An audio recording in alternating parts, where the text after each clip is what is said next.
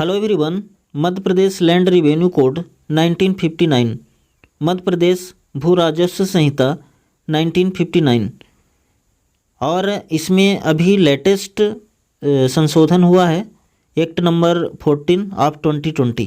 ठीक है, तो मध्य प्रदेश गैजेट में 12 फरवरी 2020 को ये छपा था। तो अभी तक 12 फरवरी 2020 तक के सभी अमेंडमेंट इसमें इंक्लूडेड हैं। ठीक है, और इस एक्ट में, इस कोड में टोटल चैप्टर्स हैं 19 चैप्टर हैं और टोटल सेक्शंस हैं 264 और शेड्यूल अनुसूचियाँ 3 अनुसूचियाँ हैं। ठीक है, लेसन 1, तो लेसन 1 में कंटेंट देख लेते हैं। आज लेसन 1 में हम लोग क्या क्या डिस्कस करेंगे। ओके, इस कोड में चैप्टर 1 का नाम है प्रिलिमिनरी मीन्स प्रारंभिक। Section 1 short title extent and commencement. इस कोड का संक्षिप्त नाम, उसका विस्तार और उसका प्रारंभ पढ़ेंगे। सेक्शन 2 में पढ़ेंगे डेफिनीशंस, परिभाषाएं। तो सेक्शन 2 का सब सेक्शन 1 क्लॉज ए में आबादी का डिफिनीशन पढ़ेंगे।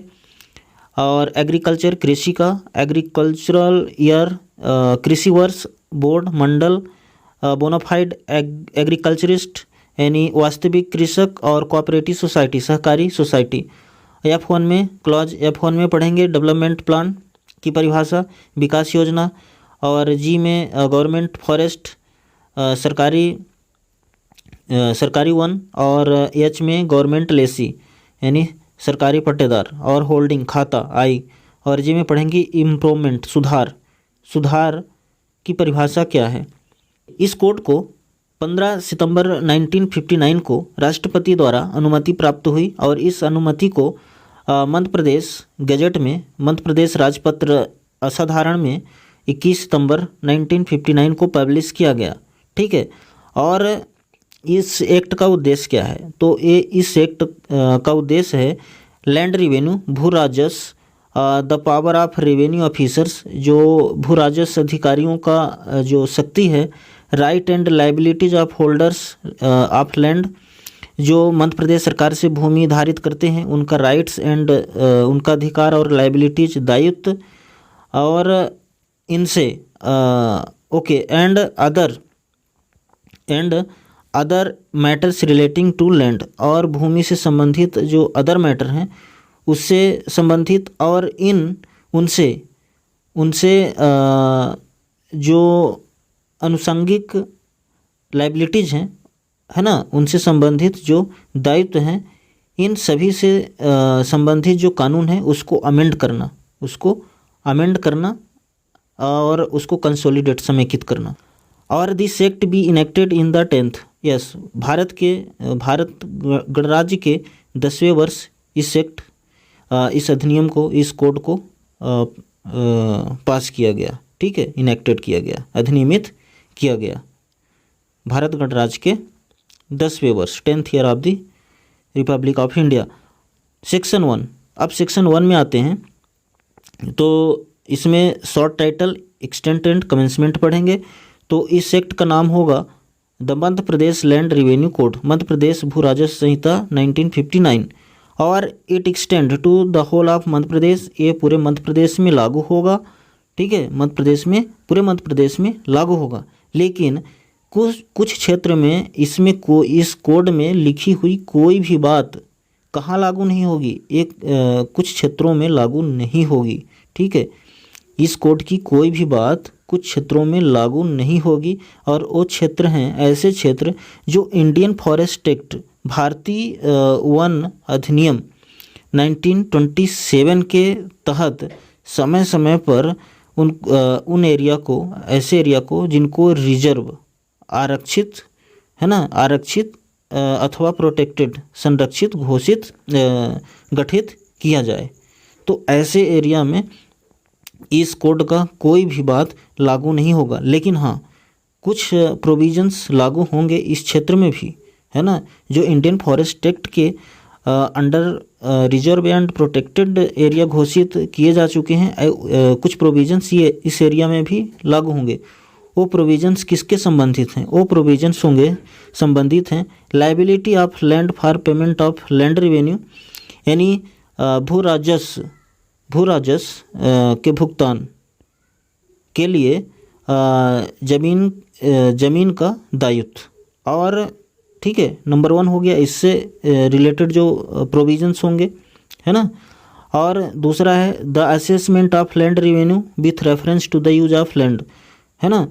तो भूमि के उपयोग के प्रति निर्देश के साथ भू राजस्व का निर्धारण से संबंधित जो प्रोविजंस हैं। और रियलाइजेशन ऑफ लैंड रेवेन्यू, भू राजस्व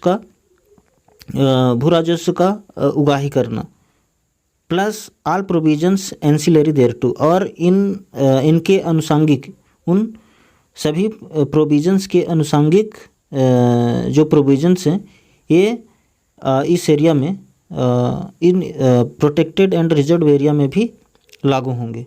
तो इतने प्रोविजंस, है ना, इतने मैटर से संबंधित प्रोविजंस को छोड़कर कोई भी बात इंडियन फॉरेस्ट एक्ट के under reserve and protected area में कोई भी कोर्ट की कोई भी बात लागू नहीं होगी, ठीक है। और ओके, परंतु सेक्शन 59 में, कोर्ट के सेक्शन 59 में कुछ प्रपोजेस यानी कुछ प्रयोजन विनिर्दिष्ट किए गए हैं, स्पेसिफाइड किए गए हैं। और 59 के जो प्रपोजेस हैं उसमें से एक या एक से अधिक प्रयोजन के लिए with reference to the use of land, है ना, भूमि के उपयोग के प्रति निर्देश के साथ, है ना, जो प्रोविजंस हमने अभी पिछले स्लाइड में बात की वो प्रोटेक्टेड एंड रिजर्व एरिया में भी लागू होंगे, ठीक है, क्लियर है। और this code shall come into force on such date as the state, okay. तो ये जो कोड है ऐसी तारीख को फोर्स में आएगा, लागू होगा, जैसा स्टेट गवर्नमेंट, राज्य सरकार नोटिफिकेशन द्वारा नियत करे, ठीक है। Okay, section 2 definitions. तो इस सेक्शन में हम लोग डेफिनेशंस पढ़ेंगे। तो इस कोड में जब तक कोई बात सब्जेक्ट अथवा कंटेक्स्ट के यानी विषय अथवा संदर्भ से विरुद्ध ना हो, तो आबादी का मतलब क्या समझा जाएगा। तो आबादी मीन्स ऐसा स्थान यानी आरक्षित स्थान, गाँव में समय समय पर आरक्षित की गई स्थान, आरक्षित रिजर्व एरिया जो रिजर्व की गई हो, किसके लिए, वहाँ के लोगों के आवास के लिए, यानी वहाँ के इन्हाबिटेंट्स के रेजिडेंस के लिए, अथवा उससे अनुसांगिक प्रपोजेस के लिए, प्रयोजन के लिए। तो ऐसे स्थान को हम आबादी मानेंगे।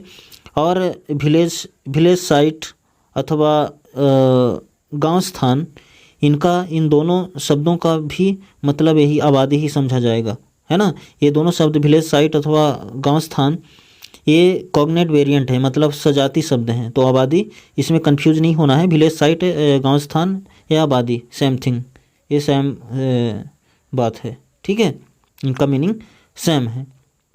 एग्रीकल्चर का मतलब क्या होगा। तो एग्रीकल्चर मतलब कृषि में क्या शामिल होगा। अगर आप वार्षिक अथवा पीरियडिकल फसल उगा रहे हैं, है ना, जैसे पान हो गया, पान उगा रहे हैं, सिंघाड़ा उगा रहे हैं, एक गार्डन के उत्पाद पैदा कर रहे हैं, तो एग्रीकल्चर है। हॉर्टिकल्चर, है ना, बागवानी। और अगर आप ऑर्काड्स मतलब अगर फल वाले बगीचे लगा रहे हैं, फल वाले पौधे लगा रहे हैं और उनकी देखरेख कर रहे हैं, तो कृषि है। और reserving of land for fodder, यानी चारा के लिए जो भूमि रिजर्व कर रहे हैं, या फिर पशुओं को चराने के लिए उनकी, है ना, उस खेत में, उस भूमि में पशुओं को चराने के लिए उसको रिजर्व कर रहे हैं। या फिर छत को, घास से छत को उसको छाने के लिए, छत बनाने के लिए उसका रिजर्व कर रहे हैं, तो भी कृषि है, ठीक है। और पोल्ट्री, अगर मुर्गी पालन, मछली पालन, पशु पालन, एनिमल हस्बेंड्री किया जा रहा है ऐसे क्षेत्र में जो, है ना, अर्बन शहरी क्षेत्र से 5 किलोमीटर दूरी पर हो, तो भी कृषि में आता है, ठीक है। ओके, एग्रीकल्चरल ईयर यानी कृषि वर्ष क्या है। तो कृषि वर्ष का मतलब है कि जो 1 जुलाई से कृषि वर्ष चालू होता है हालांकि स्टेट गवर्नमेंट इसको नियत कर सकती है नोटिफिकेशन जारी करके, है ना, 1 जुलाई से 1 जुलाई को चेंज करके और भी डेट कर सकती है। क्लियर है। बोर्ड, मंडल, मंडल का मतलब ये है कि बोर्ड ऑफ रिवेन्यू, राजस्व मंडल, और ये सेक्शन 3, आगे हम लोग पढ़ेंगे सेक्शन 3। तो सेक्शन 3 के तहत जो बोर्ड बनाया जाएगा, बोर्ड ऑफ रिवेन्यू, इसका मतलब है बोर्ड का। बोनाफाइड एग्रीकल्चरिस्ट, यानी कि वास्तविक कृषक किसे बोलेंगे, तो इस ऐसा आदमी जो स्वयं खेती करता हो या फिर रीजनेबली उससे ये अपेक्षा की जाए कि वो स्वयं खेती करेगा, है ना। तो ऐसे व्यक्ति को हम बोनाफाइड कृषक बोलेंगे। ठीक है, आगे देखते हैं कोऑपरेटिव सोसाइटी। कोऑपरेटिव सोसाइटी का मतलब है कि ऐसा सोसाइटी जो मध्य प्रदेश में वर्तमान में, है ना, मध्य प्रदेश के किसी क्षेत्र में ऐसा कानून जो अभी वर्तमान में हो और वो कानून किससे संबंधित हो, कोऑपरेटिव सोसाइटी से संबंधित हो, तो उस कानून, उस लॉ के तहत कोई भी सोसाइटी जो रजिस्टर्ड हो, तो उसका मतलब है कोऑपरेटिव सोसाइटी। क्लियर है। और डेवलपमेंट प्लान का, तो विकास योजना का मतलब वही मतलब होगा जो मध्य प्रदेश नगर तथा ग्राम निवेश अधिनियम 1973 में मीनिंग दिया गया है ना। तो वही मीनिंग यहाँ पे भी होगा डेवलपमेंट प्लान का। क्लियर है। ओके, आगे देखते हैं गवर्नमेंट फॉरेस्ट। तो सरकारी जंगल का मतलब क्या है, तो इसका मतलब ये है कि ऐसे स्थान, है ना, ऐसे एरिया जो forest constituted as a reserve forest और प्रोटेक्टेड फॉरेस्ट। तो इंडियन फॉरेस्ट एक्ट के 1927 के तहत, है ना, जो जंगल रिजर्व फॉरेस्ट अथवा प्रोटेक्टेड फॉरेस्ट गठित किए गए हों, तो उनका मतलब गवर्नमेंट फॉरेस्ट होगा, है ना। क्लियर हो गया। इंडियन फॉरेस्ट एक्ट 1927 जिस जंगल को रिजर्व फॉरेस्ट अथवा प्रोटेक्टेड फॉरेस्ट बनाई है, तो गवर्नमेंट फॉरेस्ट है। क्लियर है। और गवर्नमेंट लेसी, तो सरकारी पट्टेदार का मतलब क्या है, तो ऐसा व्यक्ति means a person holding land from the state government under section 181। तो ऐसा व्यक्ति जो सरकार से, स्टेट गवर्नमेंट से, राज्य सरकार से सेक्शन 181 के तहत लैंड होल्ड कर रहा है, तो गवर्नमेंट लेसी है। क्लियर है। आने वाले सेक्शन में, आने वाले लेसन्स में हम लोग सेक्शन 181 पढ़ेंगे। ठीक है। होल्डिंग खाता, होल्डिंग खाता का मतलब क्या है, तो ये ज़मीन का टुकड़ा है, पार्सल ऑफ लैंड, है ना, और जिसकी पृथक से भू राजस्व निर्धारित की गई है और एक ही भूधृत्य के द्वारा, टेन्योर के द्वारा, भूमि स्वामी के द्वारा वो धारित है। ठीक है, होल्डिंग हो गया। ओके, इम्प्रूवमेंट, सुधार। तो सुधार का मतलब क्या है, तो जो होल्डिंग आपके पास है, उस होल्डिंग पर आपको कोई कार्य कराना है, एनी वर्क, जिससे आपकी होल्डिंग की वैल्यू बढ़ती हो और वह कार्य सूटेबल हो, आपके होल्डिंग के अकॉर्डिंग सूटेबल हो, सुयोग्य हो, और जिस उद्देश्य से आप उस होल्डिंग को रखा गया है, तो उस प्रयोजन के विपरीत न हो, उस प्रयोजन के संगत होना चाहिए वह कार्य। ठीक है। और अगर, है ना, वह कार्य कैसा होना चाहिए, if not executed on the holding, अगर होल्डिंग पर वह कार्य अगर नहीं किया गया हो, तो वह कार्य कैसे किया जाना चाहिए, जैसे either executed directly for benefits और is after execution made directly beneficial to it. तो वह कार्य कैसा होना चाहिए, डायरेक्टली आपके खाते के फायदे के लिए उसका निष्पादन किया गया हो, अथवा उस कार्य के निष्पादन के बाद आपके खाते के लिए उसको फायदेमंद बना दिया जाए या बना दिया गया हो। ठीक है। और इस प्रयोजन के अधीन आपको ऐसे कौन कौन से कार्य करा सकते हैं। ठीक है। तो कंस्ट्रक्शन ऑफ टैंक, है ना, तालाब बनवा सकते हैं, बेल्स, कुआं, वाटर चैनल, जल की नालियाँ, बांध बनवा सकते हैं, और भी अन्य कार्य करा सकते हैं वहाँ पे वाटर स्टोरेज के लिए, है ना। और supply of distribution of water, तो पानी वहाँ पे जो कृषि होगी, तो कृषि के लिए पानी की ज़रूरत होगी, तो वहाँ पे ऐसा कार्य आप करवा सकते हैं ताकि वाटर सप्लाई, है ना, कृषि सिंचाई के लिए पानी स्टोर किया जा सके और पानी को सप्लाई किया जा सके। तो ये पूरे काम आप करा सकते हैं अपने होल्डिंग पे। ठीक है, तो उसकी वैल्यू बढ़ेगी और ये इम्प्रूवमेंट सुधार कहलाएगा। ठीक है, और क्या काम करवा सकते हैं, कंस्ट्रक्शन ऑफ वर्क, यस, जल निकास के लिए आप काम करवा सकते हैं वहाँ पे।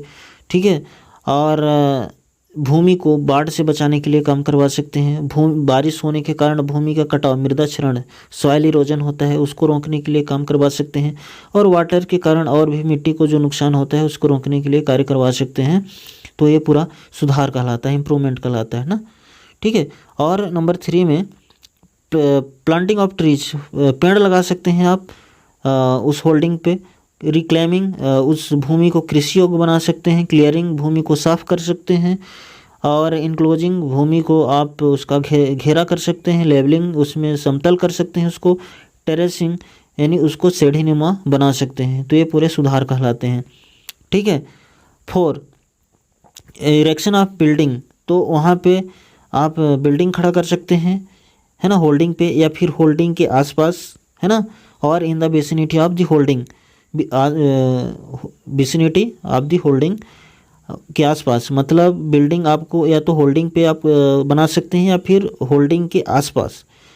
लेकिन हाँ, आपको आबादी या अर्बन क्षेत्र से अन्य जगह ही होना चाहिए, एल्सवेयर देन इन द आबादी और अर्बन। तो आप होल्डिंग पे बनाएं अथवा होल्डिंग के आसपास आप बिल्डिंग बनाएं, जो कि आपका बिल्डिंग कंस्ट्रक्शन आबादी क्षेत्र से या अर्बन शहरी क्षेत्र से बाहर होना चाहिए, अन्य जगह होना चाहिए। ठीक है, तो ऐसे बिल्डिंग आप कंस्ट्रक्ट करवा सकते हैं जो कि ज़रूरी हो। कन्वीनियंट और प्रॉफिटेबल यूज, है ना, आपकी होल्डिंग के सुविधाजनक या फिर लाभदायक उपयोग और दखल के लिए ज़रूरी हो। ठीक है, नेक्स्ट नंबर 5, उस भूमि पे आप जैसे कोई पुराना काम उस पर बना हुआ है, ठीक है, तो उसको रिन्यू करवा सकते हैं। जो हमने कार्य पुरानी स्लाइड में, पिछले स्लाइड में बात की, अगर वो कार्य ऑलरेडी यहाँ पे, वो कंस्ट्रक्शन का काम ऑलरेडी यहाँ हुआ है, तो उसको अगर पुराना हो गया तो रिन्यू करवा दो, वो भी इम्प्रूवमेंट कहलाएगा। या फिर उसमें परिवर्तन करना, ऑल्ट्रेशन करना, उस कार्य में परिवर्तन करना या फिर उसमें कुछ और जोड़ना, एडिशन करना, वो भी इम्प्रूवमेंट, सुधार कहलाएगा। ठीक है, लेकिन इस सुधार में क्या क्या शामिल नहीं होगा, इसमें क्या शामिल नहीं होगा, टेम्पररी बेल्स, अगर अपने आप खाते पे थोड़े समय के लिए बेल्स, कुएं बनवाते हैं, वाटर चैनल्स, नालियाँ बनवाते हैं, एम्बैंकमेंट, बांध बनवाते हैं, उसका लेबलिंग करवाते हैं, इनक्लोजर्स, उसका घेराव करते हैं। ठीक है, और भी उसमें थोड़ा बहुत परिवर्तन कर देते हैं जो ऑलरेडी वहाँ पे काम है, या फिर उसको रिपेयर कर देते हैं या थोड़ा बहुत बदलाव कर देते हैं, जो कि अक्सर, है ना, साधारण रूप से जो कृषक होते हैं, लोकलिटी के कृषक होते हैं, तो कृषि के दौरान ये काम कर देते हैं। तो ये इम्प्रूवमेंट में नहीं माना जाएगा, ये कार्य सुधार नहीं माने जाएंगे। ठीक है, तो इस लेसन में हमने कुछ डेफिनेशन पढ़ लिए हैं। सेक्शन 2 में और भी डेफिनेशंस हैं। आगे के लेसन में हम लोग इसमें जो शेष डेफिनेशन बचे हैं सेक्शन 2 के, उनको हम लोग पढ़ेंगे। ठीक है, so that's all, thanks for watching this video.